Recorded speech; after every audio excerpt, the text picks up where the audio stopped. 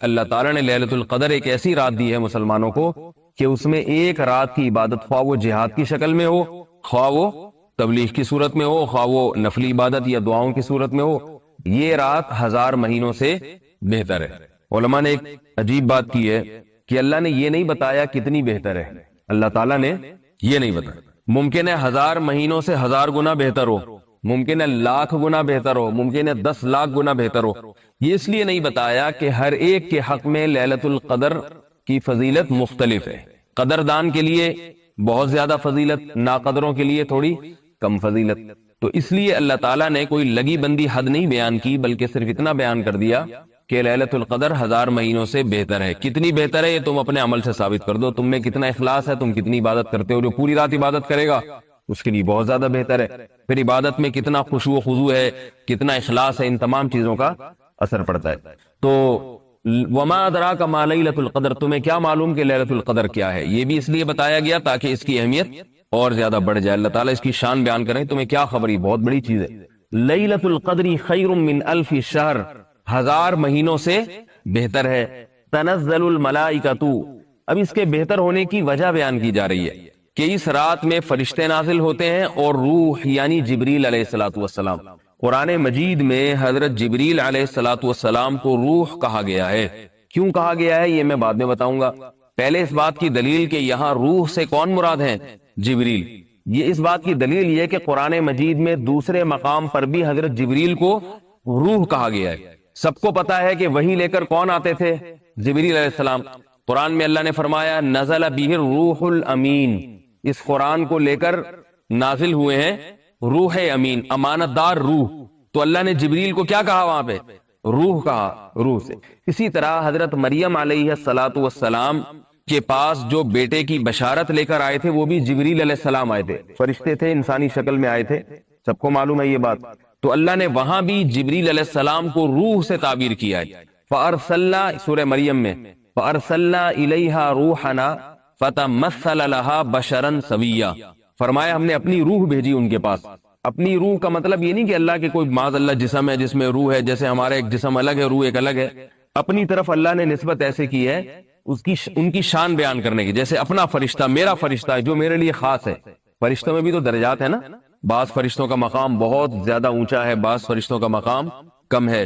تو فرشتوں میں سب سے افضل ترین فرشتے حضرت جبریل علیہ الصلوۃ والسلام، جن کا مقام جیسے انسانوں میں سب سے اونچا مقام پیغمبروں کا ہوتا ہے، پیغمبر سے زیادہ کوئی آگے نہیں نکل سکتا، تو فرشتوں میں بھی سب سے اونچا مقام 4 فرشتوں کا ہے، جبریل، اسرافیل، عزرائیل اور میکائیل۔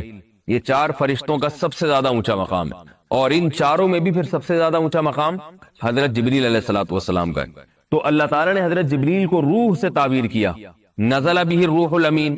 اسی طرح قرآن میں ایک اور جگہ حضرت عیسیٰ علیہ السلام کے بارے میں آتا ہے وَأَيَّدْنَاهُ بِرُوحِ الْقُدُسِ، ہم نے عیسیٰ ابن مریم کی تائید کی، ان کو طاقت بخشی مقدس روح کے ذریعے۔ تو یہاں بھی مقدس روح کون ہے، جبریل علیہ السلام۔ حضرت جبریل علیہ الصلوۃ والسلام کے ذریعے تقویت دی۔ کیسے؟ فرشتے جو دل پر، ان مومن کے دل پر فرشتے نازل ہوتے ہیں، قرآن مجید میں آتا ہے تتنزل علیہم الملائکہ اللہ تخافوا ان الذین قالوا ربنا اللہ ثم استقاموا تتنزل علیہم الملائکۃ اللہ تخافوا ولا تحزنوا۔ اللہ فرماتے ہیں جو لوگ یہ کہتے ہیں کہ اللہ ہمارا رب ہے اور پھر اس پر مضبوطی سے ڈٹ جاتے ہیں، جم جاتے ہیں، تو ان کے دلوں پر ہم فرشتوں کو نازل کرتے ہیں۔ فرشتے ان کے، جیسے شیطان دل میں الٹے خیالات ڈالتا ہے نا، وسوسے ڈالتا ہے نا شیطان، کیا خیال ہے، شیطان دل میں الٹے الٹے خیالات ڈالتا ہے، بہکاتا ہے انسان کو، تو اسی طرح فرشتے بھی انسان کو نیک راہ دکھاتے ہیں۔ شیطان اور فرشتے یہ ایک دوسرے کی اپوزٹ ہیں، بالکل الٹ ہیں۔ شیطان انسان کا دشمن، فرشتے انسان کے دوست۔ شیطان وحی کرتا ہے غلط باتوں کی، فرشتے وحی کرتے ہیں صحیح باتوں کی۔ تو اللہ فرماتے ہیں انا جعلنا الشیاطین اولیاء للذین لا یؤمنون، کہ جو ایمان نہیں لاتے، گناہوں میں مست ہیں، ہم شیطان کو ان کا دوست بنا دیتے ہیں۔ یوحی بعضهم الی بعض زخرف القول غرورا، تو یہ کیا ہوتا ہے، شیطان ان کو الٹی الٹی باتیں سکھاتا رہتا ہے، غلط غلط باتیں، امیدیں دلاتا رہتا ہے، یہ بھی تو بہت لمبی عمر پڑی ہے، اور ابھی تو یہ ہوگا، ابھی تو یہ ہوگا۔ تو یہ ساری الٹی الٹی باتیں کون سکھاتا ہے، شیطان۔ کس کو سکھاتا ہے، جو آخرت پر ایمان نہیں رکھتے، اعمال میں سستی اختیار کرتے ہیں۔ اور دوسری جگہ پر آتا ہے کہ جو اعمال میں مضبوطی اختیار کرتے ہیں، ربنا اللہ کہہ دیا انہوں نے، ثم استقاموا ڈٹ گئے، یہ کام تو انہوں نے کیا۔ آگے ان کی مدد پھر اللہ کس کے ذریعے کرتے ہیں؟ فرشتوں کے ذریعے۔ کچھ تم نے کر لیا، کچھ کون کرے گا؟ فرشتے کریں گے، تمہاری مدد کریں گے۔ کیسے؟ اللہ تخافو، تمہارے دل میں یہ خیال ڈالیں گے کہ بھائی خوف نہ کرو، غم نہ کرو، خوف نہ کرو۔ اللہ تخافو ولا تحزنوا، خوف اور غم میں فرق ہے۔ خوف ہوتا ہے آئندہ آنے والی چیزوں کا، اور حزن اور غم ہوتا ہے پچھلی چیزوں کا۔ کسی کے بچے کا انتقال ہو جائے یا کوئی حادثہ ہو جائے، اسے خوف نہیں ہوگا، بلکہ کیا ہوگا؟ غم، ہائے یہ ہو گیا، ہائے یہ ہو گیا، ماضی۔ خوف ہوتا ہائے یہ نہ ہو جائے۔ خوف کسے کہتے ہیں؟ یہ نہ ہو جائے، آگے چل کے یہ نہ ہو جائے، یہ نہ ہو جائے، یہ نہ ہو جائے، یہ نہ ہو جائے، کاروبار میں نقصان نہ ہو جائے، فلاں جو ہے فلاں میرے عزیز کا انتقال نہ ہو جائے، وہ مریض کہیں مر نہ جائے، ایسا نہ اسے شفا نہ ملے۔ مستقبل کی چیزوں پہ کیا ہوتا ہے انسان کو؟ خوف۔ تو اللہ فرماتے ہیں کہ جو لوگ دین پر مضبوطی سے چلتے ہیں، ہمت کرتے ہیں، دیکھو جو دین پہ نہیں چل رہا اسے خوف بھی ہوتا ہے، غم بھی ہوتا ہے۔ غم ماضی کی چیزوں پر ہوتا ہے کہ یار میں یہ کر لیتا تو آج یہاں نہ بیٹھا ہوا ہوتا، میں کہاں چلا جاتا، امریکہ میں گھوم رہا ہوتا، میں یوں کر لیتا تو یوں ہو جاتا ہے، یوں کر لیتا تو یوں ہو جاتا۔ اس کو یہ ماضی میں جو اس پہ نقصانات ہوئے ان پہ سوچ سوچ کے غمزدہ بھی ہوتا ہے، خوف بھی ہوتا ہے مستقبل کا۔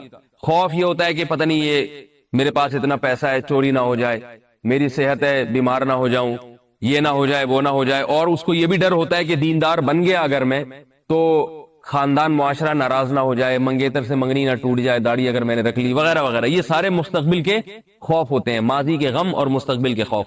تو اللہ فرماتے ہیں کہ جب کوئی ہمت کر لینا کہ بس میں نے تو چلنا ہے دین پہ، کسی نے ناراض ہونا ہے تو ہو، نہیں ہونا ہے تو نہ ہو، مجھے اس کی پرواہ نہیں ہے، تو اس کے دل میں جو خوف اور غم کی کیفیات تھیں، یہ کیفیات بھی اللہ آہستہ آہستہ ختم کر دیتے، ہمت بڑھا دیتے ہیں اس کی۔ اور فرشتے اس کے دل میں القاء کرتے ہیں لا تخافوا ولا تحزنوا، پچھلی بات کا غم نہیں ہے، جو ماضی میں ہو گیا ہو گیا۔ کیونکہ اللہ تعالیٰ جب بھی مسلمان کو کوئی غم دیتے ہیں اس کی تلافی کر دیتے ہیں، اس کے اعمال میں ثواب ڈھیر سارا بھر دیتے ہیں، تو اسے یہ غم نہیں ہوتا پچھلی بات پر کہ بھائی اگر کچھ حادثہ ہو بھی گیا تو اللہ نے حادثہ کیا میرے ساتھ، وہ اس کا نعم البدل مجھے دے گا، فائدہ ہی ہوگا، اس کا نقصان نہیں ہوگا۔ اور آئندہ آنے والی چیزوں کا غم بھی نہیں ہوتا، خوف بھی نہیں ہوتا۔ خوف کیا؟ زیادہ سے زیادہ یہی نہ مر جاؤں گا، بھائی اس سے بڑا غم تو دنیا میں کوئی نہیں ہے نا۔ اگلے ہفتے سے انگلش میں انشاءاللہ، پھر اردو سمجھ میں نہیں آ رہی آپ لوگوں کو۔ اس سے بڑا کوئی غم ہے کہ مر جاؤں گا؟ تو کہتا مر جاؤں گا تو اچھا ہے، رب سے ملاقات ہو جائے گی، ملاقات ہو جائے گی۔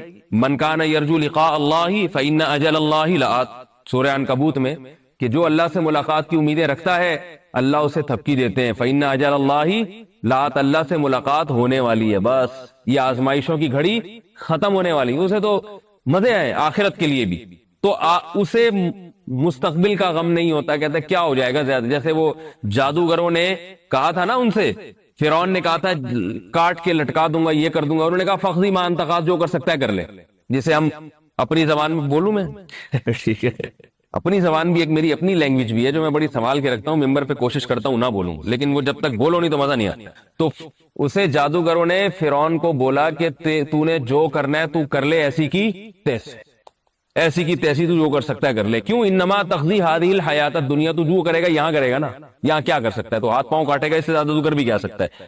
زیادہ جیل میں ڈال دے گا تو جتنی عمر رہ گئی ہے اس حساب سے کیلکولیشن کر کے دیکھتے ہیں، تو اتنے سال جیل میں گزار لیں گے، اس کے بعد کیا ہے؟ جنت، شہد اور دودھ کے نہریں ہیں اور انگور اور کھجور کے باغات ہیں۔ اگر کسی کو آپ مجھے بتاؤ کوئی یہ کہے کہ 20 سال جیل گزار لے اس کے بعد تجھے امریکہ کا صدر بنا دیں گے، وہ کہے میں 30 سال کے لیے تیار ہوں، حالانکہ اسے پتا ہے 30 سال کے بعد جب نکلوں گا تو بوڑھا ہو چکا ہوں گا۔ تو جس کو یقین ہو جنت کا تو اس کے لیے یہ مجاہدے، یہ قربانیاں ذرا آسان ہو جاتی ہیں۔ مشکلات تو آتی ہیں لیکن فرشتے بھی اس کو تسلی دیتے ہیں، خود اس کا اپنا ایمان بھی ہوتا ہے، اور اللہ کہتے ہیں، فرشتے کہتے ہیں لا تخافوا ولا تحزنوا، خوف نہ کرو، غم نہ کرو، وابشروا بالجنۃ التي كنتم توعدون، اور اس جنت کا تصور کر کے خوش ہو جاؤ جس کا تم سے اللہ نے وعدہ کیا۔ تو یہ جنت کا تصور کر کر کے خوش بھی ہوتا رہتا ہے۔ تو یہ کام کون کرتا ہے؟ فرشتے۔ جیسے وسوسے وہمی آدمی جو ہوتا ہے نا، وہمی وضو ہی نہیں ہو رہا اس کو ایک آدھ فرشتے کی ضرورت ہوتی ہے جو بتا دے کہ ہو رہا ہے، صحیح ہے، تو وہ ہمیں فون کر کر کے پریشان کرتے ہیں وضو ہی نہیں ہوتا۔ تو میں کہتا ہوں یہ میرا میٹر نہیں ہے، یہ کس کا میٹر ہے بھائی؟ فرشتے کا۔ اللہ تعالیٰ سے دعا مانگو کوئی فرشتہ تمہارے دل میں القاء کرے کہ ہو گیا ہے وضو تمہارا۔ تو شیطان وسوسے ڈالتا ہے اور فرشتے وسوسوں کو ختم کرتے ہیں اور انسان کو حوصلہ دیتے ہیں۔ تو اب ان فرشتوں میں یہ جو لیلۃ القدر کی جو رات ہے اس میں ایسے فرشتوں کا نزول سب سے زیادہ ہوتا ہے، سب سے زیادہ. تبھی لیلۃ القدر کی رات میں سب سے زیادہ توبہ کی جاتی ہے، لیلۃ القدر کی رات میں سب سے زیادہ عبادت کی، اس میں عبادت میں دل بھی لگتا ہے. لیلۃ القدر کی رات میں اگر کوئی عبادت کرنا چاہے، عام راتوں میں اور لیلۃ القدر میں بڑا فرق ہے. لیلۃ القدر کے لیلۃ القدر ہونے کی ایک علامت بھی ہے کہ اس میں عبادت میں دل لگتا ہے، مزہ آتا ہے، ایک نورانیت محسوس ہوتی ہے انسان کو، توبہ کی توفیق ملتی ہے. اگر کوئی چاہے، نہیں چاہے گا تو پھر تو کچھ بھی نہیں ہوگا. اللہ کا تو قاعدہ یہ ہے کہ جو چاہے گا اس کے ساتھ معاملات ہوں گے، جو نہیں چاہے گا اس کے ساتھ کچھ بھی نہیں ہوگا.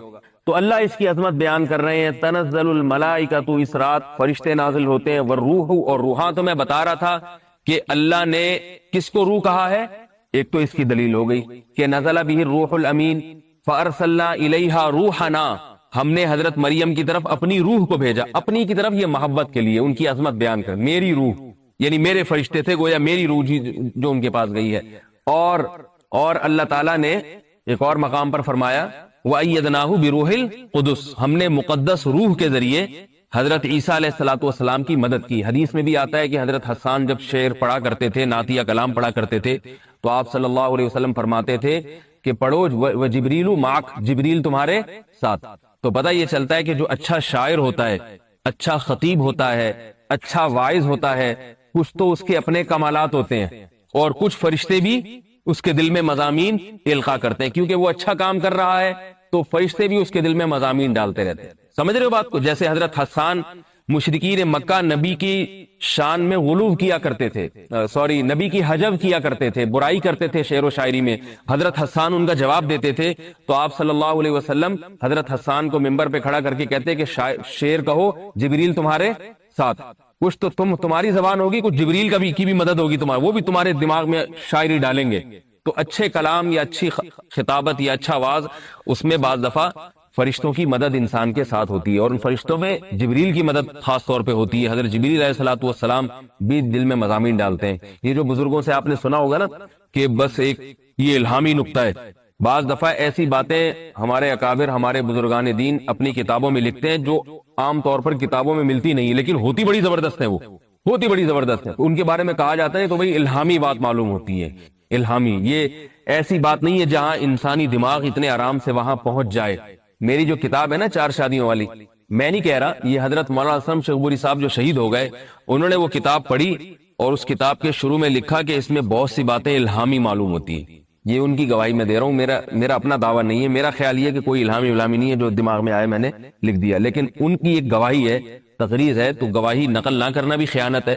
تو ان کی یہ بات ہے کہ اس کے اندر جو مولانا میرے بارے میں فرمایا کہ انہوں نے جو کچھ لکھا ہے نا، ان میں بہت سی باتیں ایسی معلوم ہوتی ہیں جو ان کی تخلیق نہیں ہے. یہ اور واقعتاً جب آپ پڑھیں گے، بہت سے علماء نے پڑھا، انہوں نے کہا کہ یہ بہت عجیب باتیں ہیں، یعنی غلط نہیں ہے. استدلال کا جو طریقہ ہے قرآن اور حدیث سے، اور اس کو جو منطبق کیا گیا ہے، تو وہ کہہ رہے یہ انسانی عقل کا وہاں جانا بہت مشکل کام ہے.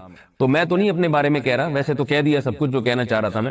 آپ کہیں گے اتنا کچھ کہہ کے بھی اب کہہ رہے ہیں کہ تواضع کی کیا ضرورت ہے، تو ایک ان کی گواہی دے رہا ہوں. ٹھیک ہے. تو بعض اکابر ہوتے ہیں، ان کو ایک چیز کا الہام ہوتا ہے. حضرت موسیٰ علیہ السلام کی والدہ کے دل میں جو یہ خیال آیا تھا کہ بچے کو صندوق میں پھینک دو، ورنہ یہ خیال بھی کہاں سے آیا؟ جبریل علیہ السلام نے حضرت موسیٰ کی والدہ کے دل میں یہ بات ڈالی تھی. ورنہ ایک ماں کا دماغ یہاں جا ہی نہیں سکتا کہ وہ اپنے بچے کی زندگی بچانے کے لیے بچے کو صندوق میں ڈال کے دریا کے حوالے کر دے. یہ ہو نہیں سکتا. وہ جھاڑیوں میں پھینکے گی، وہ کسی دور دراز علاقے میں اپنے بچے کو لے کے ہجرت کر جائے گی. یہ سارے کام تو ہوتے ہیں، مگر کسی کا دماغ اس طرف چلا جائے کہ زندگی بچانے کے لیے بچے کو صندوق میں پھینکو اور دریا کی موجوں کے حوالے کر دو، یہ بہت مشکل کام ہے. تو قرآن میں آتا ہے وَأَوْحَيْنَا إِلَىٰ أُمِّ مُوسَىٰ أَنْ أَرْضِعِيهِ فَإِذَا خِفْتِ عَلَيْهِ فَأَلْقِيهِ فِي الْيَمِّ وَلَا تَخَافِي وَلَا تَحْزَنِي، کہ ہم نے موسیٰ کے دل میں، موسیٰ کی ماں کے دل میں وحی کر دی. اور ظاہر ہے اللہ نے کس کے ذریعے کی وحی؟ جبریل، کیونکہ اللہ وحی کے لیے حضرت جبریل علیہ السلام کو حکم دیتے ہیں. تو جبریل فرشتے حضرت موسیٰ کی والدہ کے دل پہ نازل ہوئے اور ان کے دل میں یہ بات مضبوطی سے ڈال دی کہ یہ بچہ صندوق کے حوالے کر دو. اور دوسری بات یہ ڈالی اِنَّا رَادُّوهُ إِلَيْكِ وَجَاعِلُوهُ مِنَ الْمُرْسَلِينَ، کہ ہم اس بچے کو دوبارہ آپ کی گود میں پہنچائیں گے اور اس کو ہم پیغمبر بنائیں گے. حالانکہ حضرت موسیٰ کی والدہ نبی نہیں تھی، مگر اللہ نے آپ کی والدہ کے دل میں یہ الہام کیا کیوں الہام کیا؟ تاکہ ان کو تسلی ہو جائے، ورنہ ماں کے دل میں یہ خیال تو آتا ہے کہ بچے کو صندوق میں ڈال دوں، لیکن اس کو یہ تحفظات ہوتے ہیں بچہ تو مجھ سے گیا، تو پھر وہ صبر کا پیمانہ لبریز ہو جاتا ہے۔ تو اللہ فرماتے ہیں کہ ہم نے ان کے دل میں وہی ڈال دی کہ فکر نہ کرو، یہ کسی طرح سے آ جائے گا۔ حالانکہ کوئی اسباب نہیں تھے واپسی کے، لیکن حضرت موسیٰ کی ماں کو تسلی تھی کہ اللہ نے میرے دل میں مضبوطی سے یہ بات ڈالی ہے کہ یہ بچہ مجھے واپس ملے گا، تو اس کو الہام کہتے ہیں۔ اور اللہ نے فرمایا کہ ہم نے جب موسیٰ علیہ السلام کو جب ان کی ماں کی گود میں دوبارہ پہنچایا تو یہ اس میں ایک حکمت یہ بھی تھی، وَلِتَعْلَمْ أَنَّ وَعْدَ اللَّهِ حَقٌّ، اس کو یقین آ جائے کہ اللہ جو وعدہ کرتا ہے وہ سچا کرتا ہے۔ تو اب پتا چلا کہ اس الہام کو اللہ نے وعدے سے تعبیر کیا، اتنا مضبوط الہام تھا کہ حضرت موسیٰ کی والدہ کو یقین ہو گیا تھا کہ یہ اللہ کی طرف سے ہے، یہ کوئی شیطانی وسوسہ نہیں، اور اللہ کا وعدہ ہے کہ پہنچائیں گے۔ تو اس سے یہ بھی پتا چلتا ہے کہ اہل اللہ پر بعض دفعہ بہت مضبوط الہام بھی ہوتا ہے، یہ برحق ہے۔ ہمارے ہاں بعض اہل حدیث حضرات غلو کرتے ہیں توحید کے معاملے میں اور الہام کے وجود ہی کا انکار کر دیتے ہیں، جیسے بہت سارے صوفیہ کرام کو الہام ہوا کسی چیز کا، وہ انکار یہ شرک ہے، شرک ہے، ایسا نہیں ہے۔ الہام کا وجود جبریل کے ذریعے غیر بشر کو وحی کا جو نازل ہونا ہے یہ بھی قرآن اور حدیث سے ثابت ہے۔ البتہ اس وحی میں اور پیغمبر کی وحی میں فرق کیا ہے؟ فرق یہ ہے کہ یہ وحی ظنی ہوتی ہے، 100% یقینی نہیں ہوتی، سمجھ رہے ہو بات کو؟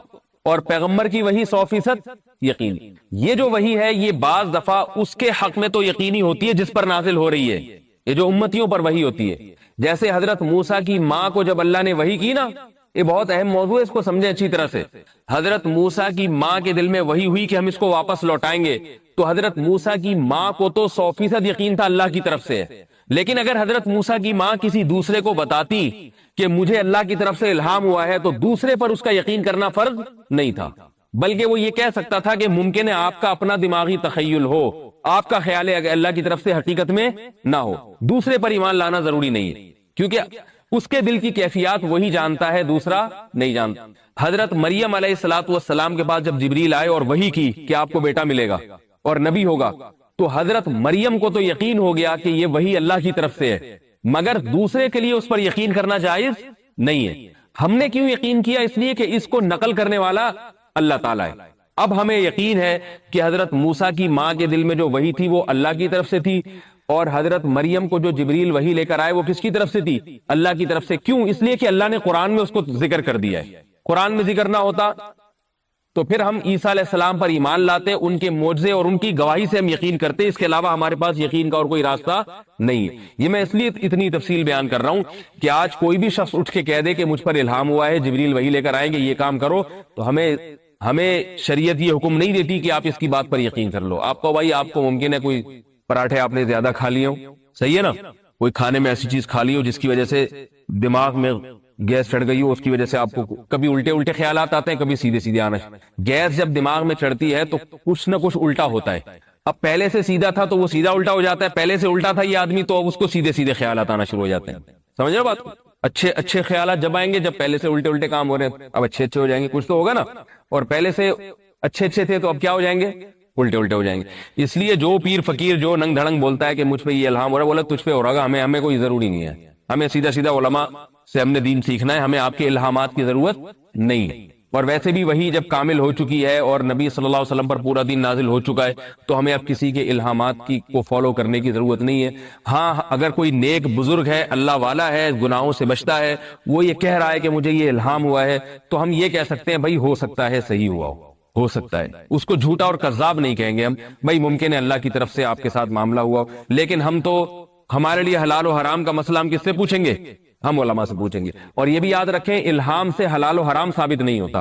کسی کو الہام ہوا نا کہ یہ کام حلال ہے تو مفتیوں سے پوچھا جائے گا کہ یہ الہام صحیح ہے یا غلط۔ اگر وہ حلال ہے تو اس کے الہام سے حرام نہیں ہوگا، اگر حرام ہے تو کسی کے الہام سے حلال نہیں ہوگا۔ حدیث صحیح ہے ضعیف ہے، اس کے لیے فقہا نے محدثین نے قاعدے بیان کیے۔ کسی کو الہام ہو گیا کہ یہ حدیث صحیح ہے، ہمارے لیے وہ حجت نہیں ہے، ہم اسماء الرجال کی کتابیں دیکھیں گے تو الہام سے کوئی شرعی مسئلہ ثابت قطعاً نہیں ہوتا۔ سمجھ رہے ہو بات کو؟ یہ پوری بحث تھی الہام سے کے بارے میں. لیکن بہرحال اللہ کی طرف سے الہام اپنے بندوں پر ہوتا ہے. تسلی کے حلال و حرام تو نہیں تبدیل ہو سکتا، لیکن اس کے علاوہ الہامات اللہ کی طرف سے اپنے نیک بندوں پر ہوتے رہتے ہیں. جیسے قرآن میں ذکر کیا، تسلیاں ملتی رہتی ہیں. بس جنت آنے والی بہت سے نیک لوگ ایسے ہیں جنہیں موت کی خبر پہلے ہو جاتی ہے. ایسے بہت سارے اکابر کے واقعات ہیں کہ موت کی خبر پہلے ہو جاتی ہے، وہ تیار. ہم نے اکثر بزرگوں کے بارے میں سنا ہے کہ موت سے پہلے وہ عبادت کرتے ہیں. ہمارے حضرت مفتی رشید احمد صاحب رحمہ اللہ تعالیٰ بہت زیادہ بیمار ہو گئے تھے، تو ہوش حواس بھی ختم ہو گئے تھے. دماغ جو ہے نا وہ ہوش میں نہیں تھا، پہچانتے نہیں تھے کسی کو، تو بالکل عبادت چھوٹ گئی تھی ان سے. ظاہر ہے مکلف ہی نہیں ہے عبادت کے، جب دماغ ہی کام نہیں کر رہا. حضرت کا آخری عمر میں یہ حال ہو گیا تھا، کمزوری کی وجہ سے پہچاننا چھوڑ دیا تھا حضرت نے، دماغ بالکل کام کرنا ختم ہو گیا تھا. لیکن جس دن انتقال ہوا ہے نا، اس دن رات کو طبیعت صحیح ہو گئی تھی حضرت کی، طبیعت بھی صحیح ہو گئی، تلاوت بھی کی، بہت زیادہ تلاوت کی رات. تو سب خوش ہو گئے کہ اب الحمدللہ صحت ٹھیک ہو رہی ہے. اگلے ہی دن صبح کو انتقال ہو گیا. تو وہاں ایک جو صاحب موجود تھے، انہوں نے بتایا کہ میں نے 2-3 بزرگوں کے نام لیے، ان کے ساتھ بھی ایسا ہی ہوا کہ بالکل موت سے تھوڑی دیر پہلے بالکل صحیح ہو جاتے ہیں، اور جو ہے اللہ تعالیٰ ان کو عبادت کی توفیق دے دیتا ہے. تو ان کو کچھ الہام ہو جاتا ہوگا اللہ کی طرف سے کہ بھئی موت کا وقت آنے والا ہے، تو اللہ کی طرف طبیعت زیادہ مائل ہو جاتی ہے. تو یہ الہامات کا سلسلہ نیک لوگوں کے ساتھ بھی ہوتا ہے. الہام خواب میں بھی ہوتا ہے، اچھے خواب. حدیث میں آتا ہے رسول اللہ صلی اللہ علیہ وسلم نے ارشاد فرمایا کہ لم یبقى من النبوۃ الا المبشرات، نبوت ختم ہو گئی، مبشرات باقی ہیں، خوشخبریاں باقی ہیں. صحابہ نے پوچھا یا رسول اللہ وہ خوشخبریاں کیا ہیں؟ فرمایا الرؤیا الصالحہ، اچھے خواب. جو لوگ دین کے لیے مجاہدہ کرتے ہیں، دین پہ چلتے ہیں، ظاہر ہے معاشرہ ان کی مخالفت کرتا ہے، ہر طرح سے ان کی مخالفت ہوتی ہے، سبھی مخالف ہیں، تو اللہ خواب ان کو اچھے اچھے دکھا دیتے ہیں. تسلیاں مل جاتی ہیں ان کو خواب میں کہ بھئی لوگ تو تمہارے پیچھے پڑے ہوئے ہیں، لوگ تو تمہیں دین پہ چلنے نہیں دے رہے، لیکن اللہ خواب میں ایسی چیزیں ان کو دکھا دیتے ہیں جس سے ان کو تسلی ہو جاتی ہے. اچھا خواب، جنت میں چلتے ہوئے نظر آ جائیں گے، اور کوئی بزرگ کی زیارت ہو جائے گی جو ان کو تھپکی دیں گے، ماشاءاللہ بھائی بہت اچھا کام کر رہے ہو، ڈٹے رہنا اس پہ. صحیح ہے نا؟ ایک صاحب تھے ہمارے حضرت کے بیانات میں آتے تھے، چھوٹی چھوٹی داڑھی تھی ان کی. انہیں اس پر بڑا اشکال ہوتا تھا کہ حضرت داڑھی پر بیانات بہت زیادہ کرتے ہیں ہمارے حضرت کے، داڑھی رکھو داڑھی رکھو. وہ رکھتے نہیں تھے. تو ڈاکٹر تھے، میرے سے ان کا تعلق تھا، میرا ان سے نہیں، ان کا مجھ سے تعلق. ڈاکٹر سے کسی کا تعلق ہونا تو اچھی بات نہیں ہے نا، اس کا مطلب وہ مریض ہے. تو ان کا مجھ سے بڑا گہرا تعلق تھا. ایک دن کیا ہوا، انہوں نے بتایا کہ میں نے داڑھی رکھ لی ہے. میں نے کہا کیسے بھائی؟ کہہ رہے مجھے رات رسول اللہ صلی اللہ علیہ وسلم خواب میں آئے، انہوں نے کہا کہ داڑھی رکھو. تو بس میں نے کہا اب تو حجت تام ہو گئی، خواب میں خود نبی نے آ کے کہہ دیا ہے. تو اب کیا ہے کہ باقی اعمال اچھے ہیں، ایک برائی رہ گئی. علماء سے محبت بہت کرتے تھے، اور اس لیے محبت کرتے تھے، کہتے تھے میرے والد صاحب جب میں چھوٹا تھا نا مجھے علماء کی مجالس میں لے کے جاتے تھے صرف زیارت کرنے کے لیے، بزرگوں کی، علماء کی. تو اس کی وجہ سے میرے دل میں علماء کی محبت پیدا ہو گئی. تو ہمارے حضرت کی بھی صرف زیارت کرنے آتے تھے. تو یہ محبت اور یہ بہت ساری چیزیں اچھی اچھی، غربا کا علاج فری میں کیا کرتے تھے. وہ دیکھتے تھے نا کہ یہ آدمی ذرا غریب ہے تو پیسے نہیں لیتے تھے اس سے، حالانکہ ENT اسپیشلسٹ تھے، وہ بہت بھاری بھرکم فیس تھی، لیکن علماء سے، طلبہ سے، مدارس کے اور غربا مساکین سے فیس نہیں لیتے تھے. تو اچھے اچھے اعمال تھے. ایک برائی رہ گئی نا، ایک برائی رہ گئی، وہ نہیں چھوٹ رہی. تو وہی بات ہے کہ کچھ آپ کر لیں، کچھ کیا کروا دیتا ہے اللہ تعالیٰ خود کروا دیتا ہے. خواب میں آ کے نبی صلی اللہ علیہ وسلم کی زیارت ہوئی تو ہمارے حضرت کو انہوں نے فرمایا، میں نے بتایا حضرت انہوں نے داڑھی رکھ لی اور بتایا کہ مجھے نبی خواب میں آیا. حضرت حیران ہوئے، فرمایا کہ جاگتی حالت میں جو نبی نے داڑھی کی تلقین کی ہے وہ تو آپ کی سمجھ میں آئی نہیں. صحیح ہے نا؟ جو حدیثوں میں، چلو خواب میں ہی سمجھ میں آ گئی آپ. یعنی خواب پر زیادہ یقین ہے، اور جو اللہ کی نبی کی حدیث کی کتابیں ہمارے ساتھ موجود ہیں ان کو پر یقینی. لیکن بہرحال اللہ کی مدد ہوئی ان کے ساتھ. تو اس طرح سے الہام ہو جاتے ہیں. لیکن ان الہامات سے انسان کو اترانا نہیں چاہیے. اپنے اعمال، بعض دفعہ اچھا خواب آ جاتا ہے اور انسان اپنی برے اعمال بھول جاتا ہے، الٹے الٹے کام کر رہا ہے، لیکن خواب میں جنت میں ٹہلتا ہوا نظر آ گیا. تو اب پھر صبح اٹھ کے کہتا ہے یار میں تو اتنے الٹے کام کر کے بھی اگر جنت میں ہی جانا ہے تو 2-4 اور الٹے صحیح، جو 2-4 سیدھے ہو رہے تھے نا وہ بھی. تو خوابوں کی وجہ سے دھوکہ بھی ہو جاتا ہے انسان کو. سب سے پہلا ہے انسان کے اعمال، خواب دوسرے نمبر کی چیز ہے. علماء کہتے ہیں کہ اگر ایک آدمی کے اعمال 100% درست ہیں، گناہوں سے بچنے کی توفیق ملتی ہے، اور اگر کبھی گناہ ہوتا ہے تو توبہ کی توفیق مل جاتی ہے. اس کو خواب آیا کہ جہنم کی آگ میں جل رہا ہے، پریشان نہ ہو، کیونکہ اصل کیا ہے؟ پہلے اعمال ہیں. اور ایک آدمی کبیرہ گناہ میں مبتلا ہے، اسے خواب آیا کہ جنت الفردوس میں ٹہل رہا ہے، خوش فہمی میں مبتلا ہونے کی ضرورت نہیں ہے، کیونکہ کبائر پر قرآن نے وعدہ کیا ہے جہنم کی آگ کا. تو اس لیے پہلے اعمال کو ترجیح دی جائے، خواب دوسرے نمبر پہ. ہم کیا کرتے ہیں؟ خواب پہلے، اعمال بعد میں، الہام پہلے، قرآن حدیث بعد میں، یہ غلط ہے، یہ گمراہی۔ الہام کی نفی بھی نہیں ہے، خوابوں کی بالکل نفی بھی نہیں ہے، اور خوابوں کو اتنا بڑھانا بھی نہیں ہے کہ آپ قرآن حدیث پہ آگے خوابوں کو آگے لے آئے۔ یہ اعتدال کا راستہ ہے الہام اور خواب کے بارے میں جو شریعت نے ہمیں بتایا۔ ٹھیک ہے، یہ وقت تھوڑا رہ گیا، میں جلدی سے اس کو مکمل کر دوں۔ میرا خیال ہے ایک مکمل ہو گیا ہے نا، تو اگلے ہو گیا، ٹائم مکمل ہو گیا، بس صحیح ہے، 45 منٹ سے زیادہ نہیں ہوگا، ورنہ مجھے بھی کوئی ایسا نہ ہو الہامات ہونا شروع ہو جائیں۔ تو لیلۃ القدر کی شان بہت زیادہ بڑھ جاتی ہے، اس لیے کہ اس میں فرشتوں کے ساتھ حضرت جبریل علیہ السلام بھی زمین پہ نازل ہوتے ہیں۔ فیہا بِإِذْنِ رَبِّهِمْ مِنْ كُلِّ امر، اس رات میں نازل ہوتے ہیں بِإِذْنِ رَبِّهِمْ، اپنے رب کے حکم سے، مِنْ كُلِّ امر، ہر قسم کے معاملے کو لے کر۔ یہ ترجمہ تو ہو چکا تھا نا کمپلیٹ۔ ہر قسم کے معاملے کو لے کر کا مطلب یہی ہے کہ جتنے بھی اہم معاملات ہوتے ہیں وہ فرشتوں کے سپرد کیے جاتے ہیں۔ کس کی روح آپ نے لینی ہے، کس کی روح نہیں لینی، کس کے کاروبار میں برکت ہوگی، اصل تقدیر کا علم تو اللہ کے پاس ہے، اس میں تو کبھی تبدیلی نہیں ہو سکتی، وہ فرشتوں کے حوالے کر دیا جاتا ہے۔ ایک سال کی جیسے ہوتا ہے نا بجٹ، تو ہمارا بجٹ ایک سال کے لیے بنتا ہے، اللہ کو تو معلوم ہوتا ہے کہ کیا بنے گا، لیکن انسانوں کو معلوم نہیں ہوتا۔ جب حکومت بناتی ہے تو حکومت کو بھی معلوم ہو جاتا ہے، تو فرشتوں کو بھی پہلے کچھ پتہ نہیں ہوتا، پھر اللہ تعالیٰ فرشتوں کو بتا دیتے ہیں، تو یہ سارے کام اس رات میں ہوتے ہیں۔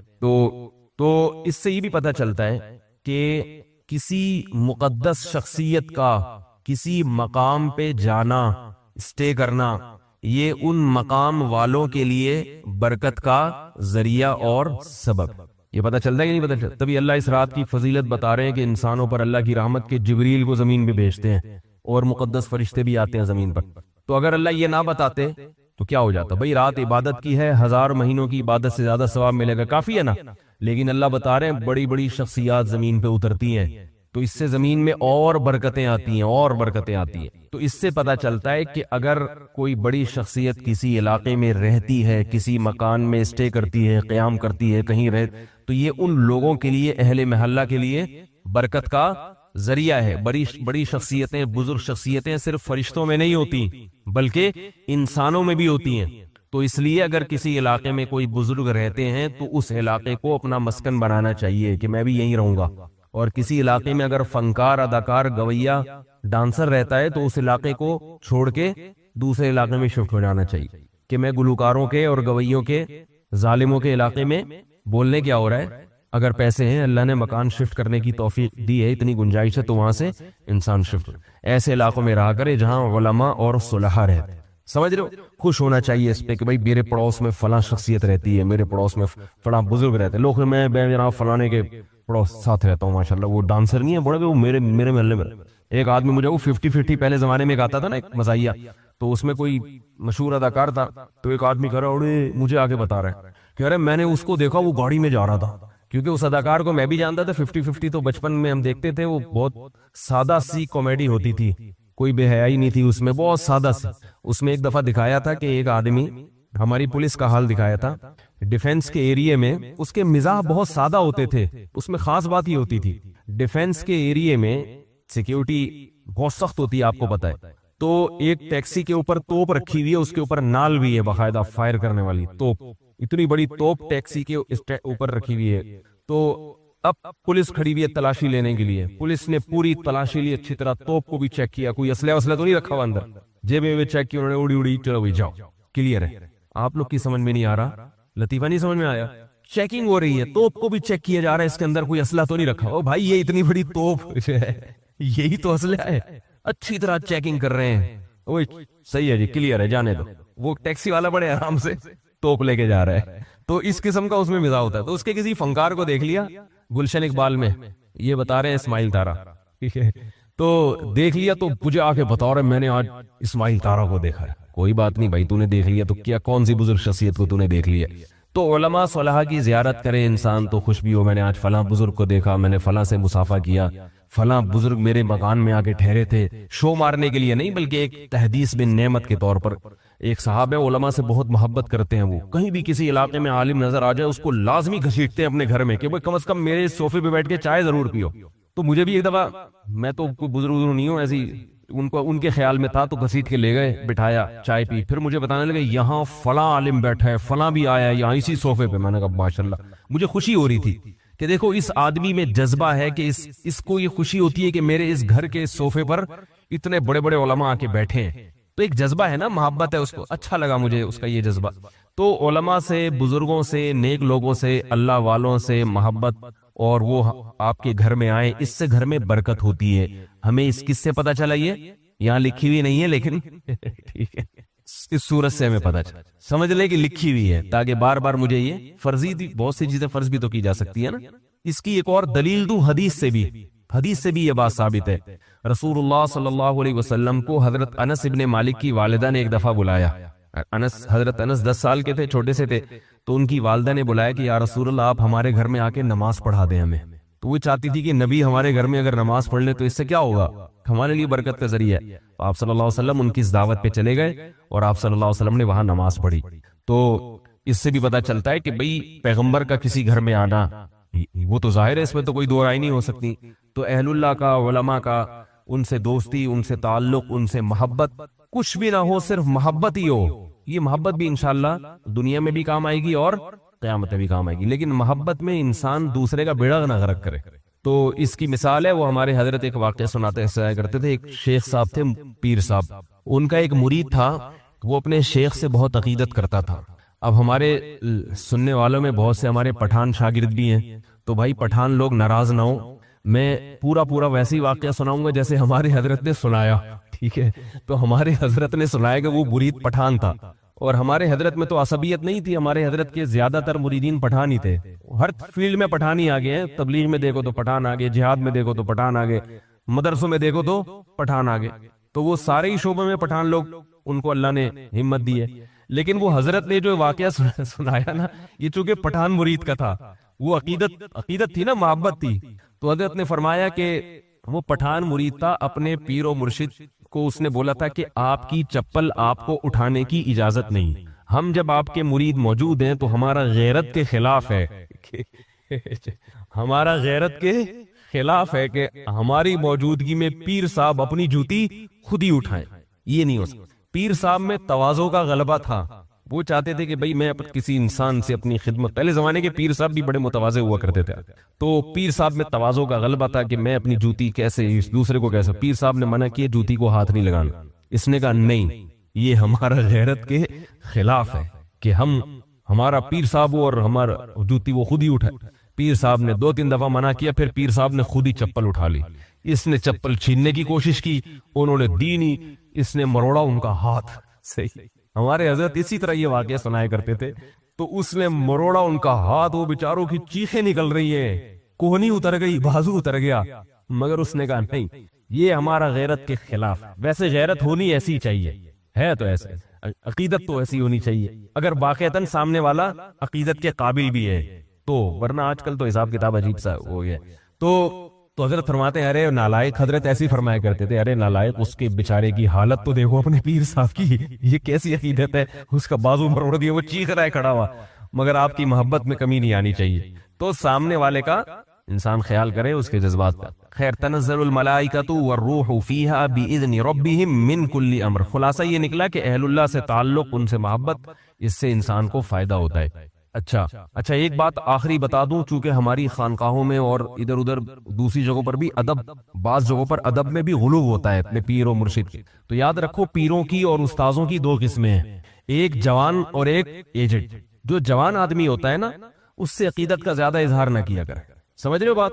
جیسے میں آپ لوگوں کا استاذ ہوں تو تھوڑا میرا خیال ابھی تھوڑا سا ینگ ہوں میں، ابھی اتنا بوڑھا نہیں ہوا میں، تو ممکن ہے بڑھاپا ہونے اگلے سال بوڑھا ہو جاؤں میں، لیکن ابھی اتنا نہیں. تو جوان آدمی کے زیادہ احترام یہ غلط ہے، اس سے وہ بگڑ جاتا ہے، چاہے پیر ہی کیوں نہ ہو. جوان آج کل خلافتیں بہت نوعمری میں مل جاتی ہیں، 22 23 سال میں پیر صاحب خلافت دے دیتے. تو ایسے صورت میں اتنا اس کا احترام جوتے اٹھا کے گھومنا، اس سے اس کے اندر تکبر پیدا ہوگا.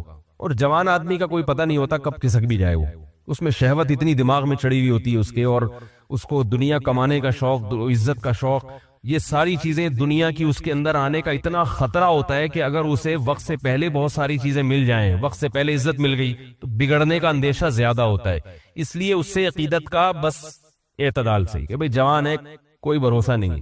ہمارے ایک پٹھان دوست تھے، انہوں نے مجھے بتایا کہ ہم لوگ امام بنا، اپنے گاؤں میں امام کسی جوان کو بناتے ہی نہیں ہے. میں نے کہا کیوں؟ کہتے ہیں وہ جوان آدمی ہے، کیا پتا اس کے دل میں کیا کیا برے خیالات آتے ہوں، بد نظری کرتا ہو، کیا جوان پہ بھروسہ ہی نہیں ہے۔ میں نے کہا بالکل صحیح کہا آپ نے۔ تو جوان آدمی جو ہے نا، ایک میں یہ نہیں کہہ رہا کہ جوان نیک نہیں ہو سکتا، نیک ہو سکتا ہے، مگر اس کا حد سے زیادہ احترام، عزت، جوتے زیادہ اٹھانے کی کوشش کرنا، ان چیزوں میں کیا ہوتا ہے، اس کے بگڑنے کا اندیشہ بہت ہوتا ہے۔ تو وہ بھی انسان ہے، کوئی پیغمبر نہیں ہے۔ لوگ اپنے پیر کو پتہ نہیں کیا سمجھتے ہیں کہ یہ پیغمبر بن گئے، یہ انہیں کچھ ہو گئے۔ بھائی انہیں وہ ساری چیزیں ہو سکتی ہیں جو آپ کو ہو سکتی ہے، ان کو بھی ہو سکتی ہے وہ ساری چیزیں، انسان ہے وہ، اس لیے البتہ بوڑھے آدمی کا احترام کرنا چاہیے۔ پیر صاحب اگر بوڑھے ہیں، ایجڈ ہیں، داڑھی اور سر سفید ہو چکا ان کا، بوڑھے ہیں، ان کے جوتے اٹھاؤ، ان کے ہاتھ بھی چومو، جو ہے کیا نام ہے، مسافہ کرتے ہوئے ہاتھ بھی چوم سکتے ان کے، اور ان سے عقیدت کا بہت زیادہ اظہار بھی۔ بوڑھوں کے بگڑنے کا اندیشہ، وہ اپنی عمر گزار چکے، اور ویسے بھی اس کا بڑھاپا بھی اس کا تقاضا کرتا ہے، عمر کا بھی تقاضا ہے کہ جوان آدمی اس کے سامنے تواضع کا اظہار۔ جوانوں کی زیادہ منہ نہیں کیا، بس ماشاء اللہ بہت اچھے، السلام علیکم، بس اتنا کافی۔ میرے سامنے لوگ آتے ہیں، آپ، میں نے کہا آرام سے رہنے دے، میں ایسے ہی ہوں جیسے تو ہے نا ویسے ہی ہوں میں، لے ہلکا پھلکا ہی رہنا۔ میں اپنی بات نہیں کر رہا، سب کے ساتھ یہی کیا کرو۔ مجھے بہت برا لگتا ہے جب کسی جوان آدمی کا حد سے زیادہ احترام، بوڑھے جوتے اٹھا رہے ہوتے ہیں اپنے پیر صاحب، اچھا نہیں لگتا مجھے۔ اس جوان پہ غصہ آتا ہے، وہ بوڑھا آدمی تیرے جوتے اٹھا رہا ہے، اگر وہ تیرا مرید ہو گیا تو کیا ہے اس میں؟ تمہیں تو یہ سکھانا چاہیے جوانوں کو کہ بوڑھوں کا احترام کرو، نہ کہ بوڑھے الٹے جوانوں کا احترام کر رہے ہیں۔ امام ابو حنیفہ رحمۃ اللہ علیہ نے وصیت کی تھی امام ابو یوسف کو کہ کسی بوڑھے آدمی کے ساتھ نہیں چلنا۔ کہا اگر تم پیچھے رہے، بوڑھا آگے نکلا تو تم بہت بڑے عالم ہو، ان کی توہین کا خطرہ ہے، اور اگر تم آگے چلے تو تم جوان ہو اور وہ بوڑھا، اس میں اس کے بڑھاپے کی توہین ہے۔ کیا مطلب؟ انہوں نے بتایا کہ عالم ہونے کے باوجود بھی بوڑھے کی توہین نہیں کرنی ہے، کیونکہ تم عالم تو ہو مگر تمہاری عمر کم ہے، اور اس کا بڑھاپا یہ تقاضا کرتا ہے کہ اس کا احترام کیا جائے، سمجھ رہے ہو؟ تو بوڑھا آدمی اگر جوتے اٹھا رہا ہے جوان آدمی کے کہ آپ علم میں زیادہ، ہی غلط ہے۔ اس کو بولو حضرت آپ قابل احترام ہیں، اللہ نے، آپ ہمارے باپ کی عمر کے ہیں، باپ جو ہے وہ تو قابل احترام ہوتا ہے نا، بیٹا چاہے کتنا بھی آگے نکل جائے لیکن باپ سے تھوڑی آگے نکل سکتا ہے۔ تو اس لیے ان چیزوں میں ذرا اعتدال سے کام لینا چاہیے۔ عقیدت کا اظہار کریں اعتدال سے۔ آپ ماشاء عقیدت کا اظہار کے بجائے میں لوگوں سے یہ کہتا ہوں کہ بھائی اپنے بارے میں کہ اگر میری کوئی بات آپ کو اچھی لگے، کوئی بیان اچھا لگے، اپریشیٹ کریں آپ، اس سے انسان کی حوصلہ افزائی۔ ماشاءاللہ حضرت آپ نے یہ بات بڑی زبردست کی، بڑے اچھا لگا، تو مجھے انسان ظاہر ہے خوش ہوتا ہے، انسان میں خوش ہوتا ہوں کہ ماشاءاللہ بھائی۔ اور اگر کوئی بری لگی ہے تو انسان اعتدال سے بتا دے، واٹ لگانے کی کوشش نہ کرے۔ حضرت یہ جو آپ نے بات کی، اس نقطہ نظر سے مجھے تھوڑا سا اختلاف ہے، مجھے تھوڑا سا سمجھنے میں، ادب تمیز کے دائرے میں، بدتمیزی نہ کرے، ادب تمیز کے دائرے میں وہ کر دے، تو حوصلہ افزائی کرنے سے انسان کو احساس ہوتا ہے بھائی ماشاءاللہ۔ تو حوصلہ افزائی کافی، یہ نہیں کہ آپ کی کیا بات، تو ماشاءاللہ بہت اچھے ہیں آپ، کیا سبحان اللہ۔ یہ انسان کو یاد رکھو، جتنے بگڑے ہوئے لوگ ہیں نا، سب ان کے مریدوں کے بگاڑے ہوئے ہوتے ہیں۔ آج تک کبھی دوست نہیں بگاڑتا، یہ بتا دوں میں نے اپنی زندگی میں دیکھا ہے، بڑے بڑے علماء پاگل ہو گئے ہیں، الٹی سیدھی باتیں کرتے ہیں ممبر پہ بیٹھ کے۔ کیوں کرتے ہیں ایسی آدمی حیران ہوتا ہے، ان کو اللہ نے اتنا علم دیا، اتنا تقویٰ دیا، مگر یہ سٹھیائے ہوئے کیوں ہیں، ایسی احمقانہ باتیں کیوں کر رہے ہیں؟ پتہ چلتا ہے یہ سارے مریدوں کی وجہ سے، مرید مکھن لگا کے نا۔ حضرت آپ تو ماشاءاللہ آج آپ نے سیرت پہ تقریر کی، حالانکہ وہ پوری سیرت پہ اول تا آخر تقریر جھوٹ کا پلندہ ہوتی ہے، وہ ایک بھی صحیح حدیث پیش نہیں کی ہوتی، ادھر ادھر کے واقعات۔ لیکن مرید جب ہاتھ چومتے ہیں اور حضرت آپ نے ماشاءاللہ آپ کی کیا بات، آپ وہ کہتے ہیں اور چھوڑو، اگلے بیان میں نا جتنی چھوڑی ہے اس سے ڈبل چھوڑو بنو۔ اور اگر کوئی ڈھنگ کا آدمی بیٹھو بولے حضرت یہ جو آپ نے حدیثیں پیش کی ہے کوئی اوتھینٹک ہے، کہاں سے پڑھی آپ؟ ایسے تو گرین چینل والے بھی نہیں چھوڑتے جتنی آپ چھوڑتے، تو اگلا اعتدال سے آ جائے گا نہیں آ جائے گا؟ تو ہمیشہ انسان کو اس کے شاگرد، اس کے مرید یہ ہے جو انسان کو الو بناتے ہیں، بیوقوف بناتے ہیں، عقیدت کی اندھی اینک لگا کے دیکھتے ہیں اور بگاڑ دیتے ہیں انسان۔ تو بوڑھے کو اس لیے کہہ رہا ہوں کہ بوڑھے نے تو جتنا بگڑنا تھا بگڑ گیا، بوڑھوں میں تبدیلی نہیں ہوتی، وہ تو اب ان کی تعریف کریں برائی کریں وہ ویسے ہی رہیں گے۔ یہ انسان کی جو اس سے پہلے کی عمر ہے، یہ اس میں انسان میں تبدیلیاں آتی رہتی، کبھی ادھر کو جائے گا کبھی ادھر کو جائے گا، اس میں اعتدال کی ضرورت ہے۔ تو بس یہ ترجمہ کر کے ختم کرتا ہوں، وہ پورا ہو گیا۔ تنزل الملائکۃ والروح فیہا بإذن ربہم من کل امر، سلام، یہ رات سراسر سلامتی ہے، ہی حتی مطلع الفجر، طلوع فجر تک، تو سلامتی ہے، مگر یاد رکھو ہر ایک کے لیے نہیں، اس کے لیے جو اس رات میں سلامتی چاہتا ہے، اللہ سے دعا مانگتا ہے اور توبہ کرتا ہے، جو گناہ کرتا ہے اس کے لیے سلامتی نہیں ہے یہ۔ تو سلام ہی حتی مطلع الفجر۔ قرآن میں 2 جگہ آیا کہ ماں بچے کو 2 سال تک دودھ پلائے، لیکن ہمارے امام اعظم فرماتے ہیں کہ ماں اپنے بچے کو 2.5 سال تک دودھ پلائے. وضاحت کر دیں.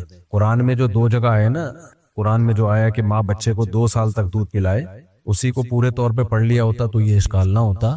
والوالدات یرضعن اولادہن حولین کاملین لمن اراد ان یتم الرضاعہ. مائیں اپنے بچوں کو 2 سال تک دودھ پلائیں جو بھی مدت مکمل کرنا چاہے. آگے اسی آیت میں ہے فَإِنْ أَرَادَا فِصَالًا عَنْ تَرَاضٍ مِّنْهُمَا. پس اگر وہ دونوں آپس کی رضامندی سے چھڑانا چاہیں تو فا عربی میں آتی ہے تعقیب کے لیے. تعقیب، اب تعقیب گاڑا لفظ ہے، اس کو میں آسان کر کے سمجھاتا ہوں. یکے بعد دیگرے، ایک کام کے بعد دوسرا کام ہونا. جیسے میں کہتا ہوں جاءنی زیدن، میرے پاس زید آیا، وعمرن، اور عمر آیا. تو اس کا مطلب ہے زید اور عمر دونوں آئے ہیں. یہ ترتیب سے آئے ہیں کہ پہلے زید آیا بعد میں عمر، اس کا کوئی تذکرہ نہیں ہے. زید آیا اور عمر آیا. جیسے انگلش میں ہوتا ہے اینڈ کا لفظ استعمال ہوتا ہے نا، واو، اور فا جو ہے نا عربی میں دین. جیسے انگلش میں کیا ہے دین، پہلے میرے پاس زید آیا فا عمرن، اس کے فوراً بعد عمر آیا، یعنی بعد میں بھی آیا اور فوراً. یہ فا کا اصل معنی ہے جس کو عربی کی اصطلاح میں کہتے ہیں تعقیب، یعنی ایک کام کے بعد ہو رہا ہے. مع الوصل، وصل کا مطلب بعد بھی فوراً بعد ہو رہا ہے. تو اب قرآن کے الفاظ دیکھو کہ اللہ تعالیٰ فرماتے ہیں مائیں بچوں کو 2 سال تک دودھ پلائیں. یہ تو ایک کام کمپلیٹ ہو گیا نا. فَإِنْ أَرَادَا فِصَالًا، فا ہے فا. اس کے بعد لفظی ترجمہ اس کا یہی ہوگا، اس کے بعد اگر دونوں چاہیں آپس کی رضامندی سے دودھ چھڑانا تو چھڑا سکتے ہیں. تو اس سے صاف پتہ چلتا ہے کہ اس میں واضح اشارہ ہے کہ 2 سال کے فوراً بعد دودھ چھڑانے ضروری نہیں ہے. 2 سال کے بعد آپس کی رضامندی سے اگر چھڑوانا چاہیں تو چھڑوا دیں. تو اسی آیت سے ہی امام ابو حنیفہ کا استدلال ہے کہ 2 سال کے بعد بھی دودھ پلا سکتی ہے. سمجھ میں آ رہی ہے بات کہ نہیں آ رہی ہے؟ اور یہ حدیث میں جو آتا ہے کہ 2 سال کے بعد رضاعت نہیں ہے، یعنی 2 سال کے بعد دودھ پلائی نہیں ہے. تو امام ابو حنیفہ کی عادت تھی ہمیشہ قرآن کو سپیریئر رکھتے تھے اور حدیث کی تعویل کرتے تھے کہ وہ قرآن کے مطابق ہو جائے. تو انہوں نے قرآن کو سپیریئر رکھا کہ بھئی 2 سال کے بعد بھی دودھ پلانے کی پرمیشن مل رہی ہے. اور حدیث میں تعویل کیا کی ہے کہ وہ 2 سال جس میں عورت اجرت کی مستحق ہوتی ہے. ہوتا یہ ہے کہ اگر میاں بیوی میں سیپریشن ہو جائے نا تو بیوی کو اس کا نان نفقہ تو ملتا ہے. اگر وہ بچے کو دودھ پلاتی ہے تو دودھ پلائی کی اجرت بھی شوہر کے ذمہ الگ سے ہے کہ وہ بیوی کو دے گا. تو وہ 2 سال تک ہے، 2 سال کے بعد نہیں ہے کہ بھئی اب آپ کی غریبی، آپ پلاؤ نہیں پلاؤ آپ کی مرضی. 2 سال تک مرد پابند ہے کہ اس کو اس کا نان نفقہ دے گا. تو وہ جو حدیث میں 2 سال کی مدت ہے وہ مدت ہے جس میں بچہ مستحق ہے اور ماں اگر پلائے گی تو اس کی اجرت لے سکتی ہے. اس کے بعد ماں کی طرف سے غریبی ہے، اس کی اجرت نہیں ملے گی اس کو. تو اس سے پتہ. اور دوسری بات یہ ہے کہ قرآن میں یہ بھی تو آتا ہے ما جعل علیکم فی الدین من حرج، اللہ نے دین میں تنگی نہیں رکھی ہے.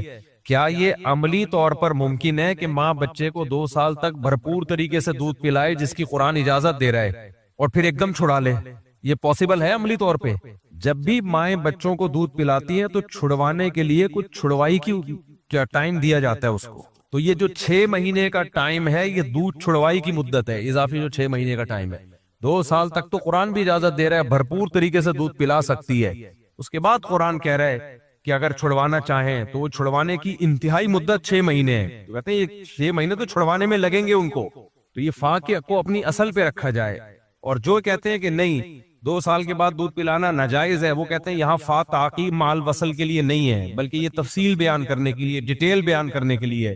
لیکن انہوں نے اس فا میں تعویل کی ہے، فا کے لفظ میں. امام صاحب نے فا کے لفظ میں تعویل نہیں کی ہے، انہوں نے کہا فا اپنی اصل پر ہے. تو اس لیے دونوں طرف دلائل ہیں. سمجھتے ہو کہ نہیں سمجھتے ہو؟ ہاں، جن لوگوں کو امام ابو حنیفہ پر طنز کرنا ہے، اعتراض کرنا ہے، وہ چونکہ جاہل ہے، انہوں نے ایک اینک لگائی ہوئی ہے. ان کو صرف وہ دلیل نظر آتی ہے، اینک کا ایک چشمہ ان کے نا ایک گلاس ہے، ان کو صرف وہ والی دلیل نظر آتی ہے جو ان کو فیور کر رہی ہے. جو ان کو فیور نہیں کر رہی وہ اس سے اندھے ہوتے ہیں. اس لیے یہ فارغ لوگ ہوتے ہیں، یہ نہ حنفی ہوتے ہیں نہ شافی ہوتے ہیں، یہ سب جاہل ہو کے مجتہد بنے ہوئے ہوتے ہیں. سمجھتے ہو کہ نہیں سمجھتے؟ جب سے میرا وہ 3 طلاق والا کلپ گیا ہے نا کہ وہ 3 طلاقوں پر اجماع ہے صحابہ کا، تابعین کا، کوئی ایک حدیث بھی نہیں دکھا سکتے کسی صحابی سے جنہوں نے 3 طلاقوں کے کہا. ہمارے اہل حدیث بھائیوں کی طرف سے بہت سارے کلپ میرے خلاف آ گئے ہیں. میں سوچ رہا ہوں کسی دن ایک ہی دفعہ میں سب کو بیان کر دوں، ایک ہی دفعہ میں نمٹا دوں. عوام ان سے بڑی متاثر ہے، آدھا گھنٹے کے، 20 منٹ کے. اور کمال کی بات ہے کسی ایک نے بھی کسی صحابی کا یا تابعی کا ریفرنس نہیں دیا. بس یہی کہا ہے مفتی طارق مسعود جو دعویٰ کرتا ہے کہ اجماعی مسئلہ ہے، کہاں اجماعی، ابن تیمیہ نے لکھا، فلاں نے لکھا، فلاں نے لکھا. ابے بھائی آپریشن کرتے رہو تم تو جو ٹو دا پوائنٹ بات ہے وہ نہیں کریں گے کبھی بھی. لکھنے پر کوئی پابندی تھوڑی ہے، فلاں نے بھی لکھا، فلاں نے بھی لکھا. سب سے پہلی بات صحابہ اور تابعین کا اجماع ہے، جو معتبی تابعین تھے. صحابہ میں تو کوئی ایک بھی نہیں ہے جنہوں نے 3 کو 1 کہا ہو. تو اس لیے آپ لوگ بھی نا جب بھی کوئی میرے خلاف کلپ بناتا ہے یا بات کرتا ہے اس میں ٹو دا پوائنٹ بات کریں. آپ مفتی صاحب نے جو دعویٰ کیا ہے صحابہ تابعین کا اجماع ہے. آپ اب تک تھوڑی اجماع کا دعویٰ میں نے کیا، اب تو اہل حدیثوں نے اختلاف ڈالا ہوا اس میں. ابن تیمیہ رحمہ اللہ کے دور میں اختلاف ہوا یا علامہ طحاوی کے دور میں اختلاف ہوا، لیکن صحابہ تابعین کا جب ایک مسئلے پر اجماع ہو گیا تو اب اس میں اختلاف کی گنجائش نہیں ہے. اس کا یہ کبھی بھی جواب نہیں دیں گے. گھمانا آتا ہے بس باتوں کو، گھماتے رہیں گے تو اپنا بھی ٹائم ضائع کر رہے ہیں، ہمارا بھی ٹائم ضائع کر رہے ہو. تو یہاں بھی یہی ہے کہ 2.5 سال. اور دوسری بات یہ کہ خود احناف کے نزدیک فتویٰ صاحبین کے قول پر ہے. امام ابو حنیفہ کے جو دونوں شاگرد ہیں انہوں نے فا کو یہاں تعقیب کے لیے نہیں لیا، تفصیل کے لیے لیا ہے کہ 2 سال تک پلائے. پھر آگے قرآن اس کی ڈیٹیل بیان کر رہا ہے کہ اگر اس دوران چھڑانا چاہے تو چھڑا بھی سکتے ہیں. تو انہوں نے اس کی تعویل کی ہے. تو حنفیوں نے یہاں پر امام ابو حنیفہ کا قول لیا ہی نہیں ہے، احتیاط کی بیس پہ آپ کے شاگردوں کا قول لیا ہے. حالانکہ دلیل کے لحاظ سے امام حنیفہ کا قول بھی کم نہیں ہے، مضبوط قول ہے. پھر بھی انہوں نے ابو حنیفہ رحمہ اللہ کے قول کو چھوڑ کر حنفیوں نے فتویٰ کس کے قول پر دیا؟ ان کے شاگردوں کے قول پہ. کیوں؟ اس لیے کہ اس میں احتیاط زیادہ ہے. 2 سال بھی بہت ہوتے ہیں، 1.5 سال کے بعد چھڑانا شروع کر دو. اس سے پتہ چلتا ہے کہ حنفیوں میں اندھی تقلید بھی نہیں ہے. سمجھ رہے ہو کہ نہیں سمجھ رہے؟ تو تقلید اصل میں ان لوگوں میں پائی جاتی ہے. ان کے مسجد کے مولوی نے جو کہہ دیا یا قاری خلیل نے جو کہہ دیا وہ پتھر پہ لکیر بن گیا، اس کو ہلنا نہیں ہے وہاں سے. بس جو ہمارے حضرت نے کہہ دیا وہ قرآن و سنت ہے، ائمہ مجتہدین کیا کہہ رہے ہیں، نا بس وہی ہے. تو اندھی تقلید ان کے ہاں ہے میرے بھائی. ہمارے ہاں علم ہے، علم سمجھتے ہو، علم کی بیس پر اتباع کی جاتی ہے مجتہدین کی. ایک حدیث عالم کہتے ہیں نبی صلی اللہ علیہ وسلم نے اپنی 22 سالہ زندگی میں ایک دفعہ بھی 1 رکعت میں بھی رفع الدین کے بغیر نہیں پڑھی. آپ کو رفع الدین نہیں کرنے تو نماز بھی نہ پڑھو. دعوے کرنے پر گورنمنٹ کی طرف سے کوئی پابندی نہیں ہے. عبداللہ ابن مسعود فرماتے ہیں، ترمذی کی حدیث ہے، البانی نے صحیح قرار دیا اس کو، جو اہل حدیث کے سلفی عالم ہیں، کہ الا اصلی بکم صلاۃ رسول اللہ، کیا میں تمہیں ایسے نماز پڑھ کے نہ بتاؤں جیسے نبی نے پڑھی ہے. پھر آپ نے صرف تکبیر تحریمہ کے وقت رفع الدین کیا ہے، اس کے علاوہ نہیں کیا، اور بتایا کہ ایسے نبی نے نماز پڑھی ہے. امام ترمذی نے بھی اس حدیث کو حسن صحیح کہا ہے. ایک نسخے میں حسن کا ہے، ایک میں حسن صحیح کا ہے. اور عرب کے بڑے بڑے محققین نے اس حدیث کو صحیح قرار دیا، جن میں ناصر البانی رحمہ اللہ بھی ہیں. ہاں ہمارے بعض اہل حدیث لوگوں کو دھوکا ہوا ہے. انجینئر علی مرزا نے کو بھی یہاں سے دھوکا ہوا تھا، کیونکہ وہ انجینئر علی مرزا بیچارے کو عربی تو آتی نہیں ہے. حافظ زبیر علی زئی نے لکھ دیا یا کسی اہل حدیث عالم نے لکھ دیا کہ عبداللہ ابن مبارک نے اس حدیث کو ضعیف کہا ہے. تو اس نے بھی آگے مکھی پہ مکھی بٹھانا نہیں ہوتا، کہہ دیا تحقیق یہ ہے کہ اس حدیث کو ابن مبارک نے ضعیف کہا ہے. حالانکہ عبداللہ ابن مبارک نے اس والی کو ضعیف نہیں کہا، اس سے پہلی والی حدیث کو ضعیف کہا ہے، وہ بھی ابن مسعود سے مروی ہے. ان بیچاروں کو یہ تک نہیں پتا چلتا کہ کس حدیث کے بارے میں وہ بات کر رہے ہیں، اتنی تو عربی آتی نہیں ہے. اس لیے میرے بھائی یہ محقق جو آج کل مارکیٹ میں آ رہے ہیں، ان سے جتنا دور رہیں گے اتنا اپنے ایمان کو، اپنے اعمال کو بچا کے رکھیں گے. اور امام ترمذی نے خود آگے لکھا، امام ترمذی امام بخاری کے شاگرد ہیں، وہ لکھتے ہیں کہ جب رفع الیدین کرنے کی باری آتی ہے، حدیث پیش کی ہے تو کہتے ہیں وہ بھی یقول بعض اہل العلم من اصحاب النبی، یہی بعض اصحاب علم صحابہ کا مذہب ہے رفع الیدین سے نماز پڑھنا. لیکن جب رفع الیدین نہ کرنے کی باری آئی، جب رفع الیدین نہ کرنے کی بات حدیث ذکر کی نا عبداللہ بن مسعود والی، تو اس میں امام ترمذی کہتے ہیں وَبِهِ يَقُولُ غَيْرُ وَاحِدٍ مِّنْ أَهْلِ الْعِلْمِ مِنْ أَصْحَابِ النَّبِيِّ صلی اللہ علیہ وسلم. یہی اصحاب علم صحابہ میں بہت سارے اصحاب کا مذہب ہے. سمجھتا ہے کہ نہیں سمجھتا؟ تو بہت سارے صحابہ وہ نماز پڑھ رہے ہیں جو نبی نے کبھی بھی نہیں پڑھی. اس لیے میرے بھائی یہ منجن ہے، منجن سمجھ رہے ہو، منجن ہے. 1000 سال سے زیادہ، 800 سال تو کنفرم ہے فقہ حنفی نے دنیا پہ حکومت کی ہے. یعنی مسلمانوں کی خلافت اور دنیا پہ جو قانون نافذ ہوا ہے اسلام، وہ فقہ حنفی کی شکل میں نافذ ہوا ہے. اور ہمارے جو اہل حدیث لوگ ہیں ان کا تو ایک بالش بھی زمین پہ کہیں فقہ نافذ نہیں ہوا. کہیں اللہ نے ان کو کہیں بیچاروں کو حکومت ہی نہیں دی ہے. میں ان کو گمراہ یا اس سینس میں کوئی جہنمی نہیں قرار دے رہا، لیکن جتنے ہو اتنے رہو نا. پوری دنیا میں 1% بھی نہیں ہے اہل حدیث، لیکن وہ اپنے آپ کو جنت کا ٹھیکیدار سمجھ رہے ہیں. 99% لوگ حنفی، مالکی، شافعی، حنبلی ہیں، ان کو کہتے ہیں اندھے مقلد ہیں، ان کو کیا پتا. یہ آپ اپنی حیثیت سے کیا کر رہے ہو، تھوڑا آگے جا رہے ہو فری ہونے کی. نہ آپ کا مدون فقہ ہے. آپ کہتے ہیں ہم قرآن و حدیث سے استدلال کرتے ہیں، تو استدلال کر کے لکھ لو نا اس کو ایک ریٹن فارم میں، قانون مرتب کر لو. وہ اب تک نہیں ہوا. تبھی ہر اہل حدیث کی رائے دوسرے سے مختلف. اس سے طلاق کا مسئلہ پوچھو الگ, دوسرے سے پوچھو الگ, تیسرے پوچھو الگ. ابھی ہمارے لیے قابل احترام ہے وہ حافظ, کیا نام ہے, حافظ زبیر. ابھی پھر ان کا طلاق اور خلا پہ کلپ آیا ہے. بھائی آپ عجیب, کوئی دلیل نہیں ہے, وہیں بس فقہ حنبلی کی عبارت پہ انہوں نے کہہ دیا کہ وہ فقہ حنبلی میں یہ خلا یک طرفہ بھی ہو جاتا ہے. میں نے وہ فقہ حنبلی کی عبارت نکالی, اس میں ایسا کچھ بھی نہیں لکھا ہوا تھا, اس کا ترجمہ حضرت نے صحیح نہیں کیا. آپ نیک آدمی ضرور ہے, اللہ سے امید ہے آپ جنت میں جائیں گے, لیکن یہ تحقیق آپ کا کام نہیں ہے. آپ مجتہدین کے مقابلے میں زیرو ہیں, کوئی حیثیت نہیں ہے آپ کی. اس لیے پہلے یہ اسلامی قانون مرتب ہو چکا ہے, یہ ریٹرن فارم میں آ چکا ہے, اسی کو فالو کرنا ہے آپ نے. یہ نئی چیز اب مارکیٹ میں کیا لے کر آئے گا بھائی, اب تو نیا صحیح ہے کیا لے کر آئے, اور لائے بھی نہیں ہے نا, لاؤ تو نا مارکیٹ میں, مسائل مرتب تو کرو. پتہ ہے کیوں مرتب نہیں ہو رہے؟ ایک اہل حدیث کتاب لکھیں گے نا, دوسرا فوراً اس کے خلاف لکھ دیں گے, تیسرا فوراً اس کے خلاف. تو ان کا ہر شخص کا ایک نیا فقہ ہے. تو اسلام پہ ایسے چلنا پاسبل ہی نہیں ہے, ممکن ہی نہیں ہے. یہ کہتے ہیں صحابہ کے دور میں کون سا فقہ مرتب ہوا تھا؟ صحابہ میں حضرت ابو بکر کے دور تک تو قرآن بھی مرتب نہیں ہوا تھا, حدیث بھی مرتب نہیں ہوئی تھی, لیکن وہ دیسی طریقے سے چلنا ممکن تھوڑی تھا. اس کے بعد ضرورت محسوس ہوئی, قرآن بھی مرتب ہوا, حدیث بھی مرتب ہوئی, فقہ بھی مرتب ہوا. اب مرتب قرآن کو بھی مان رہے ہیں, مرتب حدیث کو بھی مان رہے ہیں.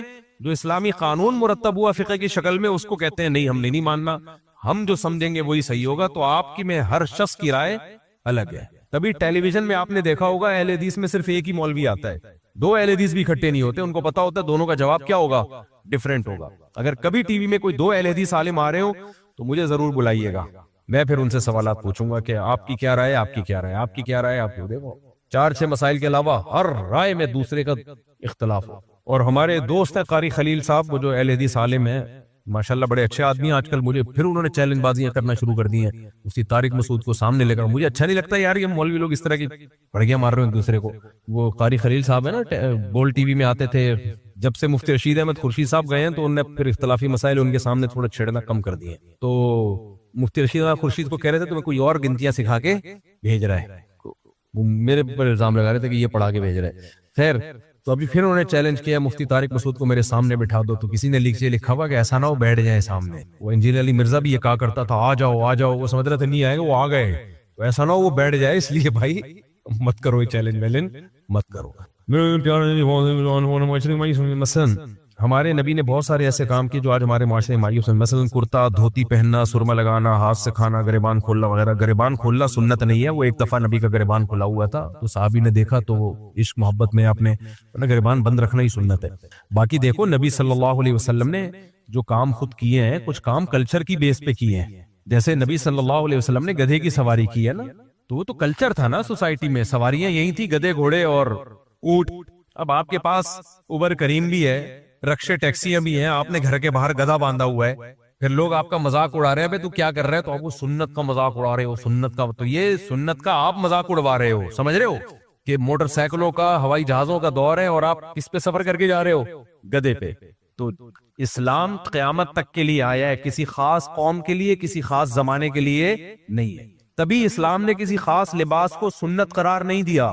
ہدایات دے دی ہے کہ لباس کا مطلب جسم کا چھپنا ہونا چاہیے, جسم پورا چھپے آپ کا, 2-4 اسٹیکر نہ لگے ہوئے ہوں.